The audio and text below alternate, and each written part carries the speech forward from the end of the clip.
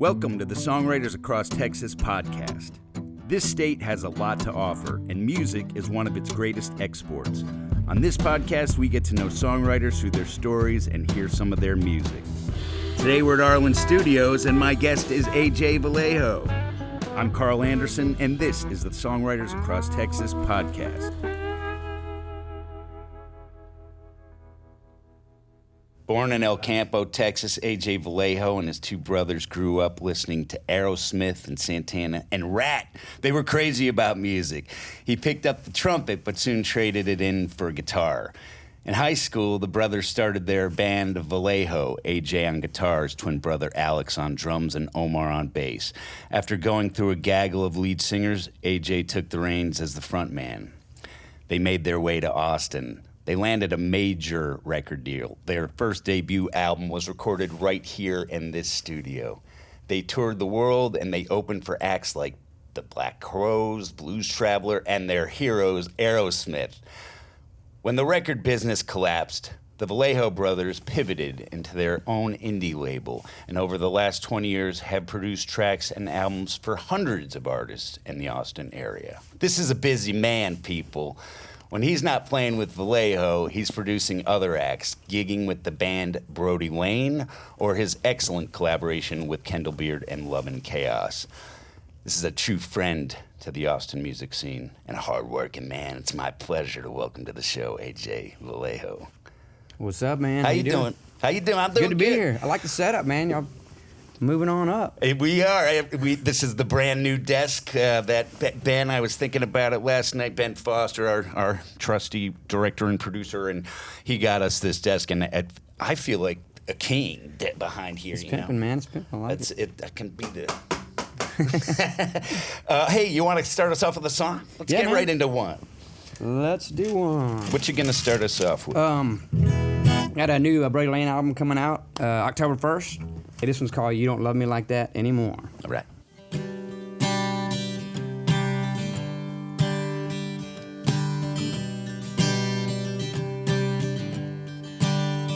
I know that I ain't perfect, but my heart it knows there ain't no one else but you that I want more.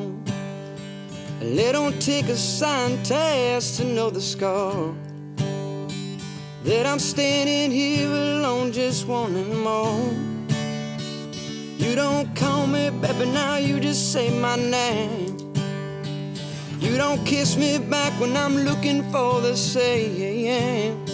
Sparkle in your eyes, it was once mine, has faded out. It's like you shut the door. You don't love me like that anymore.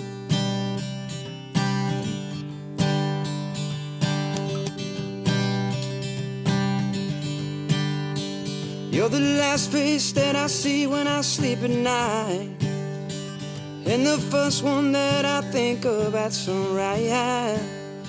I spend my days and nights wondering what went wrong.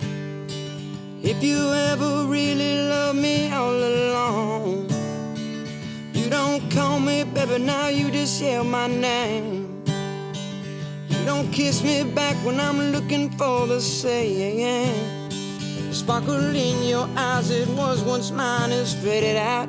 It's like you shut the door. You don't love me like that anymore. Been drinking off the pain, feeling like I've been played the fool again. Cuts me deep inside, looking for a sign for you to make me wanna stay another day.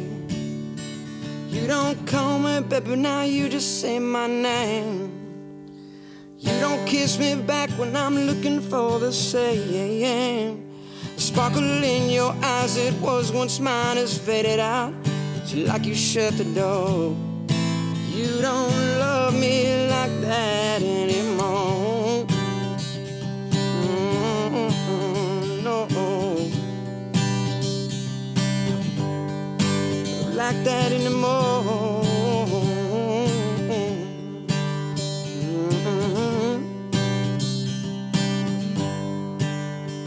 Know that I ain't perfect, but my heart it knows There ain't no one else but you that I want more. It don't take a scientist to know the score. That I'm standing here alone, just wanting more.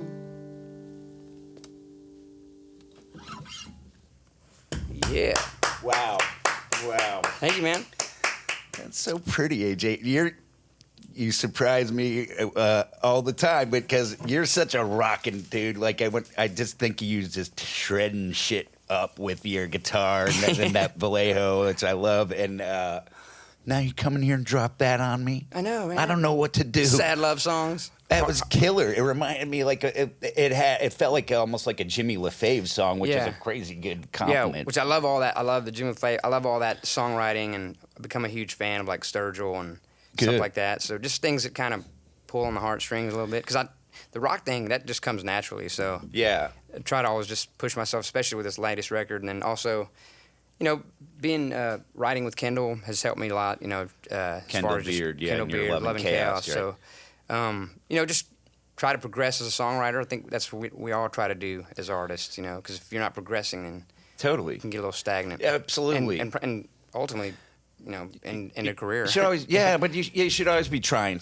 at least trying something. Yeah. It doesn't have to, even if it doesn't work, you try that's something. the beauty about art is like it's the one place where you can try things and it's okay, and it may not, people may not catch on to it at first, but 10 years down the road, they'll be like, that was cool because he was going off on something else. You never know. Yeah. I mean, even art ages well sometimes. Not all the time, but Van Gogh is a good example of that, right? I mean, people don't. Sometimes the best artists don't even get discovered till after they die. Yeah, I mean, I'm a huge Prince fan, so a lot of records that weren't commercial successes back when they came out are now cult favorites, or some of my personal favorites. Right, and those are some that are really hard to get. It was because he was taking a chance or didn't really care about what people thought or what the mainstream wanted or what the label was, trying to appease the label. He just did what he wanted to. And did you do a Prince album or like a Prince? Yeah, I did an album called, it's the Purple Album. It's just basically a tribute to him. Right. I didn't do his songs. I wrote songs that sounded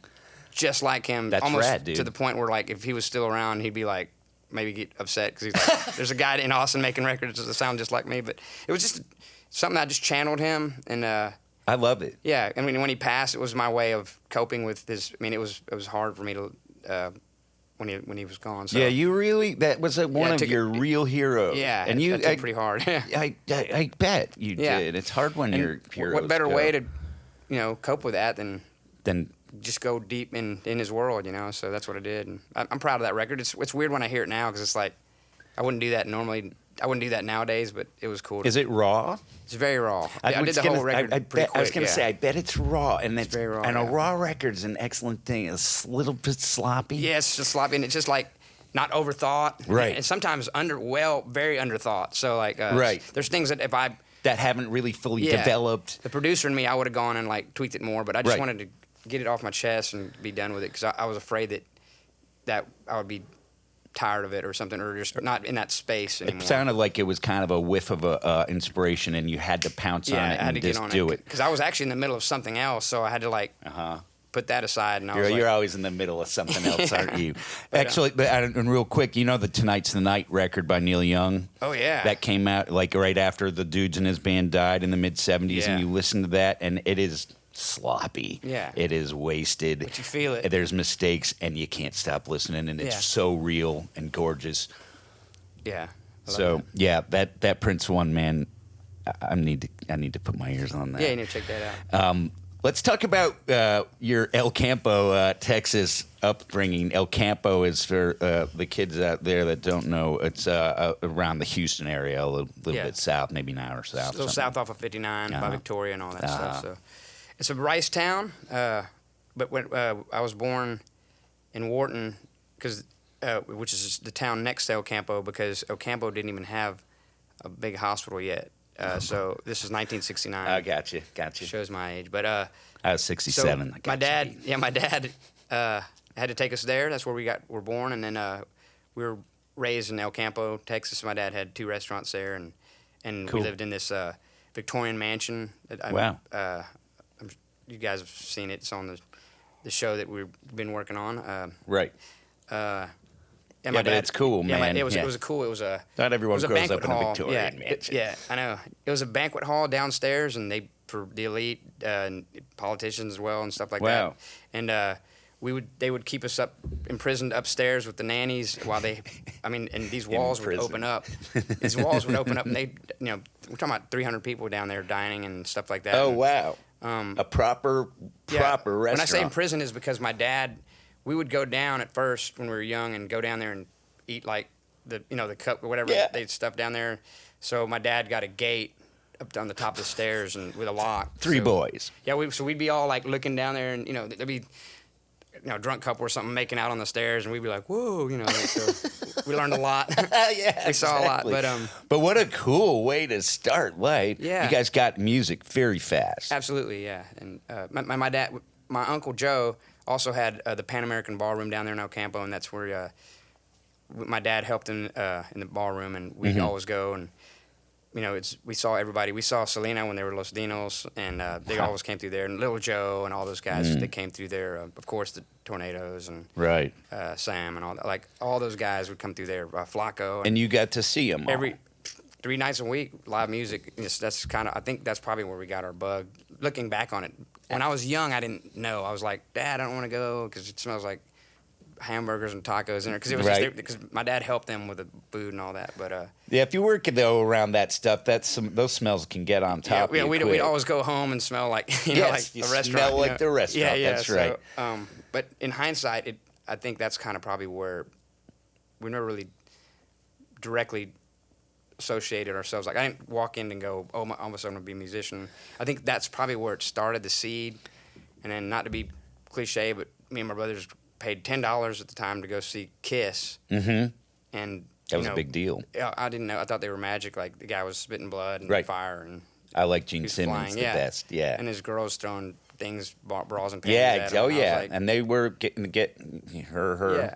I was kind of like, and they were just bombs going off, and I was like, I don't really remember the musical part of it. I just remember the theatrical part of it. But did Paul sail into the thing? Yeah, they were flying. Yeah, so I thought they were magic, and I was like, I want to do that. You know what I mean? Yeah, so totally. I think those two things were the catalyst for what we do. So Kiss did that for a lot of people that play excellent music to this day. And now when I listen to Kiss, I don't listen to a lot of Kiss, but I don't listen. But I do thank them for what they are and all that. But I don't. Absolutely. Kiss records. I was more into Alice Cooper for that kind of thing. Yeah. Like that. I'm an actor and I'm a theatrical guy. Yeah. I was acting since I was 9. But so like I got into Al, and I liked Kiss, and I liked the Phantom of the amusement park. What was that called? Something like that. It's so goofy, but perfect for a kid. Yeah, for a kid. And then I guess also my dad, he loved the Tijuana Brass, Herb Alpert and Tijuana Brass. So he knew I wanted a guitar and Alex wanted to play drums because we wanted to start a little band, and he got a deal on 3 trumpets. So he comes home with 3 trumpets, and we're like, oh, Dad, like it's like for nerds, like because he liked Herb Alpert. We're not getting no girls with this, like But he's like, you know what? Just learn how to play music, and you can play whatever you want after that. So we're thankful that he did that. Yeah, for sure. That was a nice move. Yeah, but we also played in the symphonic band, jazz band, so we got learn everything, and then that's when through that, I got bored with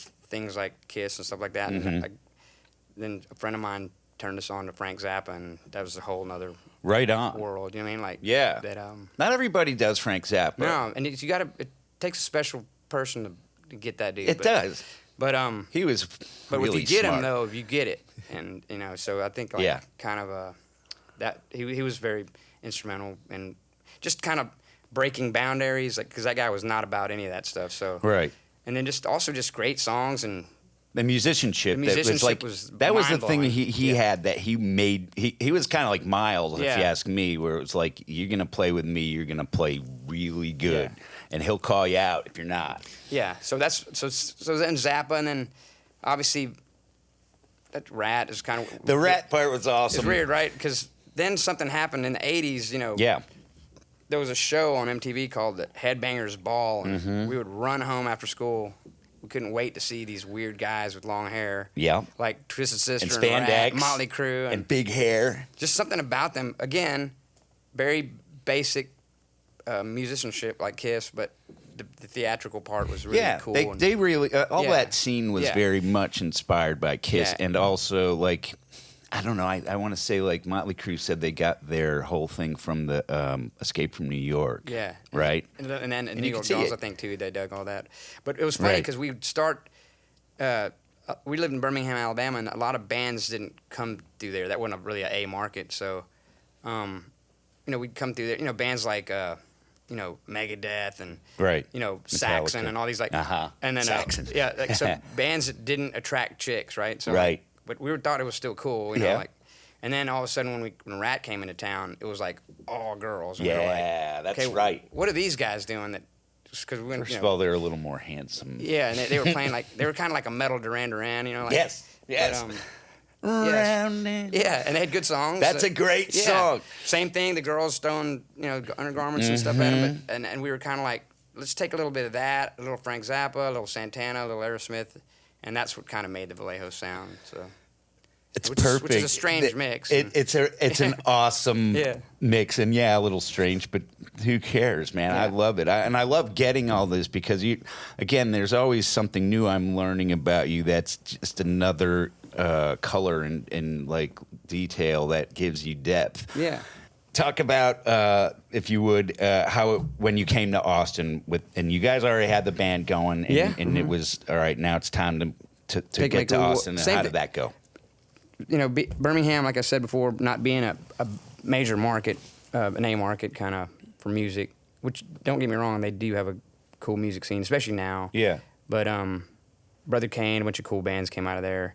Right. And then, of course, Muscle Shoals Studio, which is a legendary in Alabama. Yeah, so, historic, exactly. But for us, we just felt like we kind of hit a wall of like where we could take the band. And also we were really delving heavily into the Santana, incorporating Latin rhythms with rock. That didn't really have a place in Alabama. Like, I mean, right. They like Allman Brothers, Leonard Skinner, and stuff like that. And so we were about to move to Orlando because we had some friends, this band called 783 and Matchbox and Seven Dust, all those. There was all our friends. And they were like, you got to come to Orlando. There's a huge scene coming out here. And then we were literally about to move there. We went and checked it out.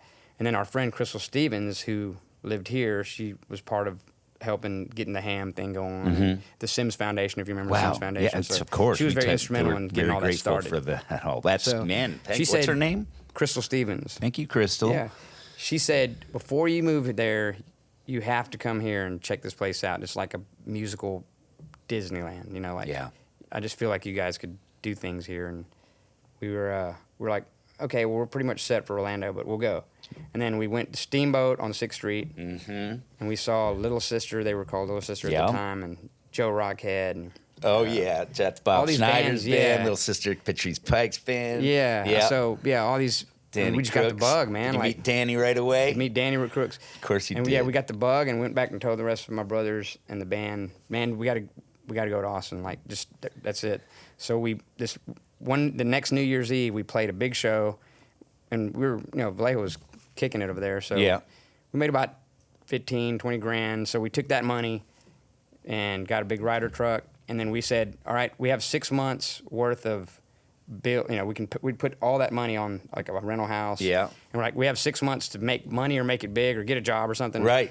And then we went and gave all the clubs, we gave all the clubs a cassette tape back in the day. Exactly. Those were great though. I mean, and then like a week later, we're walking by Steamboat and David Cotton's standing there. He goes, hey, Vallejo kids, right? And I go, yeah. He goes, if y'all are half as good as that tape y'all gave me, y'all can play here. And we're like, really cool. We were stoked. Nice. I like that. He was like, that. David's such a great figure, and he's only just come up recently in these conversations. I like having him in there. So we're like, cool. So in our minds, we're thinking Friday night, right in front of Little Sister. He goes, how about Monday night at 8 p.m.? That's where everyone gets started in Steamboat. Yeah, y'all are going to open up for Pariah. A metal band called Pariah back in the day.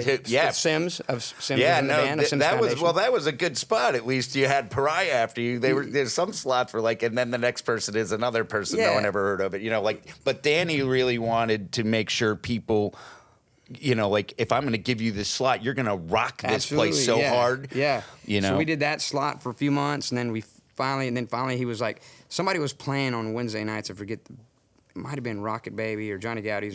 Somebody, yeah, and they couldn't do the Wednesdays, so he was like, y'all want the Wednesday slot? So we took the Wednesday slot, and we played it for 1 year, 52 Wednesdays, 1 year, mostly to nobody. But then all of a sudden, the musicians were starting to get hip to Vallejo because we were, cool like that. And then it started to just be a lot of musicians in the crowd, and then their girlfriends and stuff like that. And then from that, South by went back when they signed bands. Should I say that on like? they a label would come down to see us, and we got signed on TVT Records. Steve Golub, who had Nine Inch Nails and some other bands. Right on. TVT label was actually the TV tunes. Remember when you used to go to like Walmart and Target, and you have the CDs that had all the TV tunes? Yes, exactly. And you're like, so that was that guy. Kato. And he made like $1 gajillion, so he started a label. He's like, and he went and found Trent Reznor, and from that success became a label and all that. So, and then we got signed to that, and then they went off and signed. We put the first record out, and that did really well. And then Sony, we got the attention of Sony, and got picked up. And you recorded that record right in here, didn't you? You like the record? No. We don't need to talk about it unless you want to. It was a great experience because it was exciting. Michael Barbiero, who's a legendary producer, did Appetite for Destruction, Guns N' Roses, and many other records. Went on to, produce Maroon 5, and, legendary producer. Yeah. I think my whole soreness of any of it, it's not that it's soreness, but it's like I just felt like in hindsight, we spent so much money on that record. Right.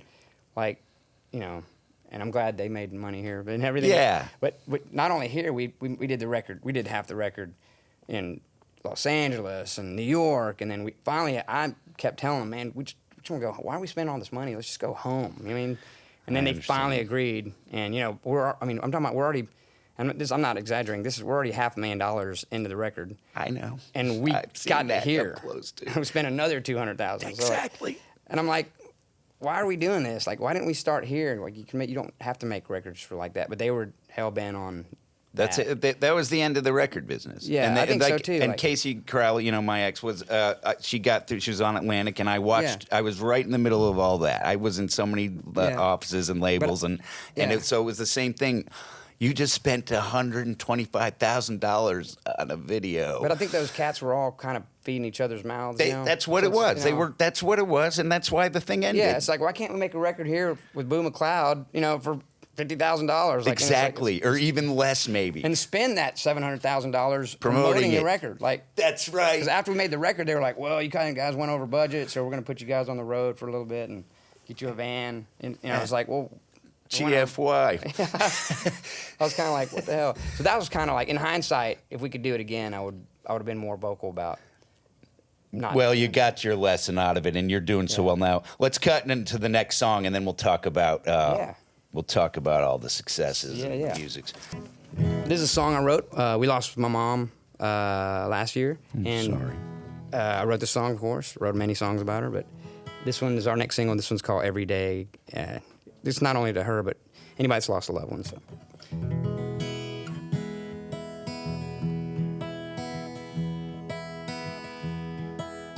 What I'd give to hear your voice again, always pushing me to not give in. Such a kind and giving soul, full of life and never old.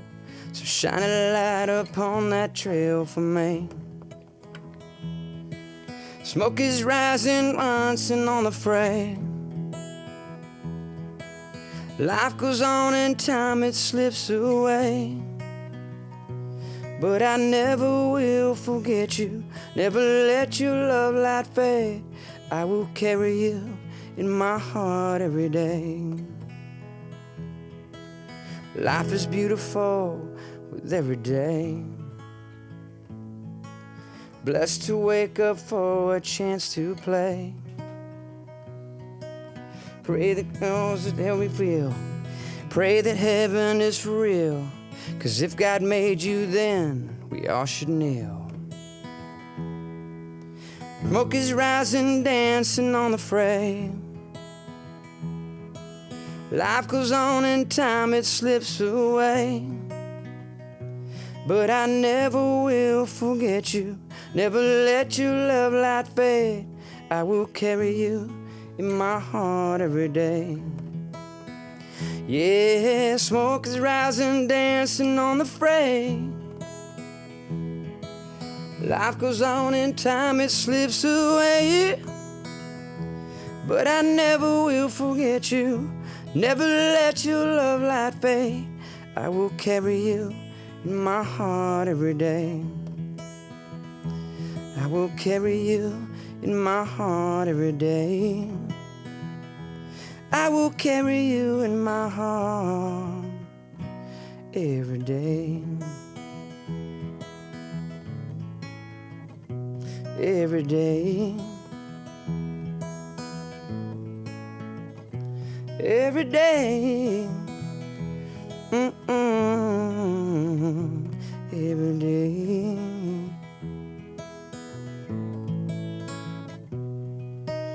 Every day.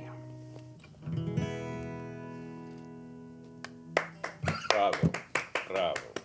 Yeah, I got a little choked up on that one line. I did too.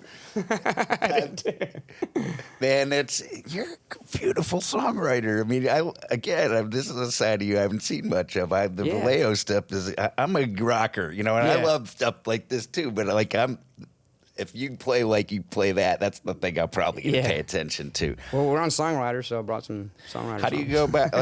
Yeah, exactly. So that's a good segue, because I was about to ask you, like, what's your approach with songwriting? I'm sure there's different things, but lyric first, melody first. Yeah, I mean, I think like even with like Vallejo, like being younger songwriter, if you listen to that stuff, it's the party anthems and stuff like that. We, of course, like I said, we talked about growing up to Aerosmith, Ratt, or whatever, Santana, like, just feel good songs. AC/DC. Just easy, like, leave your worries at home. Let's let's party all night. Rock and roll party all night. That's right. We were trying to just do party anthems, and once in a blue moon, Vallejo would have a little love song Power here ballad. and there. But we weren't really. That's not what people came to see Vallejo for. They came to do that, like leave their worries at the door and just come let it all hang out at a Vallejo show. So that wasn't really not saying songwriting was a forte, but it was more about a sound and a vibe. Mm-hmm. So the lyrics, I felt, maybe weren't always like the most important thing. No, yeah, it was more about the bombastic, that sound, and lyrics were kind of just the vehicle to kind of get us through the get us through the show. But, totally. But I always tried to write, and Alex, my brother, who's the drummer, actually wrote personally my favorite Vallejo songs, like "Waiting on You" and "Temporary Thing," which we're starting to delve into some decent songwriting and decent lyrics, and so my favorite songs are songs that not I wrote, or Omar wrote, but Alex wrote. Wow. He's a drummer. He didn't play an instrument. I mean, but Neil Peart was really like the lyricist of Rush, right? Yeah. So there's that. Man, and I think after. Now we're all producers. Omar's a producer, and so's Alex, and I think that's kind of what got us to all kind of separate a little bit, and we're still together, and we still play, but we don't really write actively anymore, because I think there was too many. We went from being these rock star, raucous, crazy kids on the tour bus to producers, and there's a lot of families and kids. Yeah, and then there's producers with all strong opinions of what they think. Right. Yes. It should sound like, so. That seems very because you're all three of your powerhouses on your own, and we all love each other and stuff. We just don't. We just started not. It didn't start making sense. You've got more than one band to play with. But we also Vallejo also made 16 records. I think we said what we can say. Yeah, exactly. It's not like we didn't. Maybe you'll make another one in 10 years because you feel it. But in the meantime, you've got Love and Chaos. You've been doing with Kendall Beard for a long time. I mean, we did a show on y'all. Yeah, we're going on 10 years this year. So that's another killer thing. Yeah, how's that doing right now? Great. We just did a little run with Styx and REO Speedwagon, which is really awesome. I've played for big tours like that, but it was really cool to share that with Kendall. Kendall, and then I did a date with Kelly, so we had to share that Kelly with them. Green, was really truly great, and I mean, it's just a great experience. There's nothing cooler than it. Never gets old stepping out in front of 20,000 people. Yeah, totally. Yeah. How could it? And It is yeah, I done, mean yeah. that's what the whole thing was for, right? I mean Yeah. that was the dream, was to be out there playing. Yeah. And when you're out there in front of that many people, you're kind of like,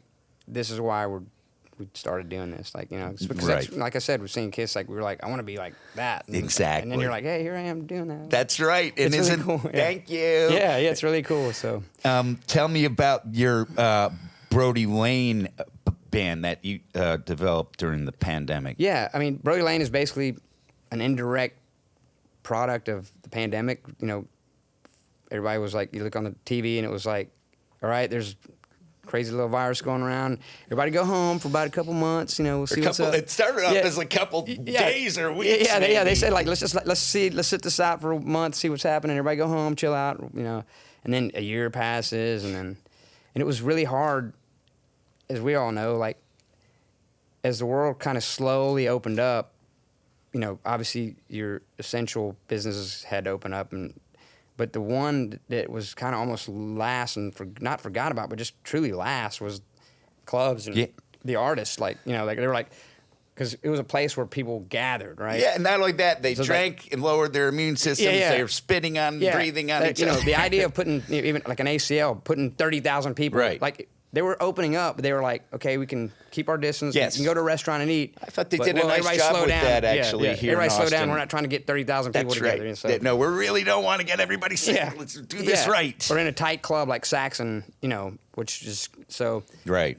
Exactly. Everybody was, and of course, I know all those people have legal responsibilities, so it was very, very hard to sit there and all collectively go, is it our time to come back? You know, so, Right. you know, that, looking at it, we're talking about 2 years of not knowing. Never in my life would I have thought, hey, man, I love what you do. Go home, sit down, Right. chill out for a second. For 2 and, years, and don't get paid. seconds. Yeah, don't get paid at all. So it put a test on a lot of things, and you know, so I turned my garage. I was going stir crazy. Yeah. And Case was really cool because most, you know, women in your house would be like absolutely not. So Right. I turned the garage into a lounge, a whiskey lounge. It's a killer place. We dude. built a bar and everything. It's got a grand piano in it. And It's not. It's. You know, people talk about man caves. This is like. No. Yeah, I wouldn't put it in that because it's like a lounge. it's a straight up lounge. Yeah, exactly. It's a speakeasy lounge. It's yeah. so great in Yeah. there. I love that. And we place. started having jams. I mean, we had a blackjack table there playing cards. And, Yeah. You know, remember that was that weird window? People were like, not more than 10 Yes. people. Yes. You know, Yeah. like, stuff like Exactly. that. And you were like, good. Then I'll set up a I would place do for exactly 10 of us. 10, maybe 12. Yeah. You know, like, yeah. Just get a, there. He's Yeah, outside. It yeah, doesn't yeah. matter. But then, you know, so yeah, I mean, on any given day, you know, there'd be friends playing cards and people jamming, and like my friends in Texas music, like Bree Bagwell, Texas, Right. Mark McKinney, you name it, like people just coming through, and Willie Braun and all these cats. So at least you had that. You were inspiring each other. There was a place. So it's almost like, Yeah. okay, you guys are my family. Yeah. And We're creating, we're jamming. Yes. We're in that same environment. There was a bar there. We're drinking. Yeah. We're having some drinks, playing some music. Comes with the territory. Yeah, yeah. Playing some cards, just hanging out still, enjoying. And we kind of had like a little tribe because you're kind of like, hey, man, let's all stick together. Don't, you know, 'cause Yeah. if you're. Yeah. Be careful, Yeah, by yeah. the way. Don't If get you're- me If sick. you're hanging with dude. somebody else, like, Right. so. Absolutely. There was that whole thing. And then Brodie Lane, Joe, Bruce started coming over. Everybody lives off of Brodie Lane. Joe and Bruce are. Yeah, and then Geismer's who's percussionist in Vallejo. Oh, right. Is now my drummer in right. Brodie Lane. Got you. Bruce, my guy, that guitar player that's been playing with me for 30 plus years since we were in high school. Right.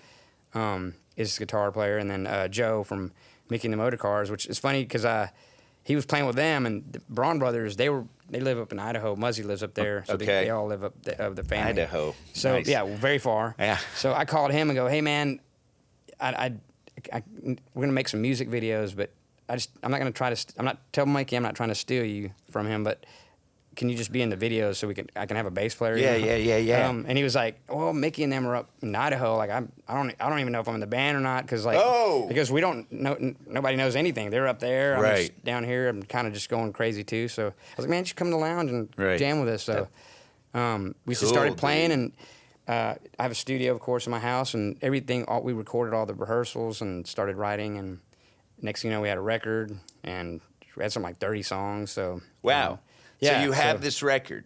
The record, yeah. We put the first. It's called Hot Dirt. First record came out last year. Okay, Hot yeah. Dirt's already out. Yeah, and then the new album. The new album comes out October 1st. Okay, cool. That's what we want to know. Yeah, and then that's self-titled as of now because I can't come up with. Got you, Brodie cool Lane. name. I like it. Yeah, and yeah, so we're just really happy the way that it all came out. Obviously, Kendall and I did some streams because everybody was live streaming. Yeah, good. Yeah, that's good. Yeah, and that saved me. I had a couple that I was like, wow, this really is saving my sanity on some level. But it was a strange dynamic because you're used to like the reaction of the crowd. Yes. So like you're playing and then the song, you see like the little hearts and stuff coming up, but it's not the same. That has to turn into the applause. Yeah. That's true. I wish Facebook would have made it like an app or something to where those hearts would be like a clap. That I'm would be surprised so cool, right? someone didn't. That's a really good idea. Yeah, but it was that silence. You're like playing your heart out, and then like you stop, and it's like hearts. Like it's like it was like weird. Like, but I want to say that being on the other, like I was watching Bob Schneider's show every week, and he would just send me the link, and and like it meant so much to that group. Yeah. That maybe 150, 200. Sometimes there was 75. But right around there every week. And everyone chiming in, and there were all these dialogues, and I was like, I mean, I didn't get much to into those, but like, you watch them, and all you can tell is like, this is saving all these people's lives, literally, their sanity. Absolutely, and a lot of people wrote me and were like, dude, I used to do this thing every Friday, and some weeks it would be a lot of people, some weeks it would be not that much. Right. But there were people that were like, dude, I live for like your Fridays. Like we make a plan out of it. Like that's what we do. We wait until you come on and we hang with you. I would make drinks. I'd shoot from the lounge and that's so cool, man. It was a lot of fun, man. It was cool to interact, and you're like, okay, I'm still, because for a while there you were kind of like, felt invisible. You're like, are we still needed? Because the world says no, but there's people that are like, no, we need you. So that was cool. In hindsight, now that the world's open, as of now, unless something else comes around, it's cool that we experienced that. I think it humbled everybody and kind of put everybody in check, which I think is cool. So, especially me, it was very eye opening, and I'm writing the best stuff I've ever written. I think maybe because of it. I hope. I think you are, because if that's what it is, that I'm sure you're right. You're a pleasure, man. We're out of time, but this has been a fun conversation. Yeah, you're man. always fun and talented as they make them. I look forward to this Brodie Lane. Self-titled. Yeah, man. Self-titled records are always, always hard. They're always hard because the self-title, you want it to be the definitive album, and at the moment right now, I feel like it's our definitive album. Hot Dirt was good. It was experimental. But I think this record's Brodie Lane for sure. That's right. This is the Bad Company. Yeah. Don't. Yeah. All right. Well, AJ, can you close us off with one more? Thanks, man. What's it going to be? I'm actually talking about this whole crazy world we lived in pandemic. Straight vodka, no. Oh, yeah, yours is for sure. This is a song I wrote Mine's about my girl Casey, and during the pandemic, about kind of like one thing that was crazy about being stuck in a house with whoever you're with is you really figure out real quick if somebody's cool or not. Yeah, totally. You're stuck in a house with them, Absolutely. But I was very fortunate to be stuck with a really cool girl. Me too. And mother of our kids. So this song's called Stuck With You. And it's actually a love song.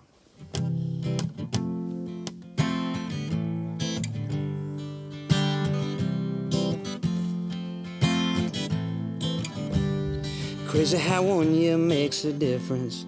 Never knew it would come to this. Riding an instant, stay home and distance. Scared of the moments we may miss. But things they happen for a reason. Even if we don't understand. Days and weeks, they come to season. Maybe it's all part of God's plan. Something I noticed during this time, I can't help but recognize. How did I get someone so cool? Lucky that I got stuck with you. Baby, you get me, don't ever friend me. Know that we're trying to make it through. Mama, you're such an inspiration. You should be running this whole nation. Baby, I know this much is true. Thanking God every day that I'm stuck with you. I know that I make dumb jokes about it, like what you got going on today. Where's my breakfast? All my boots shine. You roll your eyes and walk away. But I wake up every morning thanking God that we're okay. Our children come running down the hallway, wide awake for a new day. My friends ask if I'm doing alright. I tell them these words every time. How did I get someone so cool? Lucky that I got stuck with you. Baby, you get me, don't ever sweat me. Know that we're trying to make it through. Mama, you're such an inspiration. You should be running this whole nation. Baby, I know this much is true. Thanking God every day that I'm stuck with you. No, this house ain't nothing grand. This house of love is our homeland. Mama, you never ask for nothing. Give every moment that you can. I wanna say thank you for your patience. You make this crazy world alright. How did I get someone so cool? Lucky that I got stuck with you. Baby, you get me, don't ever sweat me. Know that we're trying to make it through. Mama, you're such an inspiration. You should be running this whole nation. Baby, I know this much is true. Thanking God every day that I'm stuck with you. Stuck with you.